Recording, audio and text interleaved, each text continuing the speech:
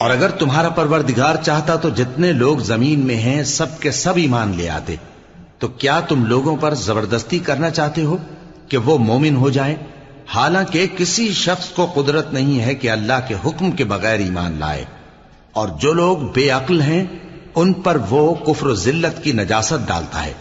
ان کفار سے کہو کہ دیکھو تو آسمانوں اور زمین میں کیا کیا کچھ ہے، اور جو لوگ ایمان نہیں رکھتے نشانیاں اور ڈرانے والے ان کے کچھ کام نہیں آتے۔ سو جیسے برے دن ان سے پہلے لوگوں پر گزر چکے ہیں، اسی طرح کے دنوں کے یہ منتظر ہیں۔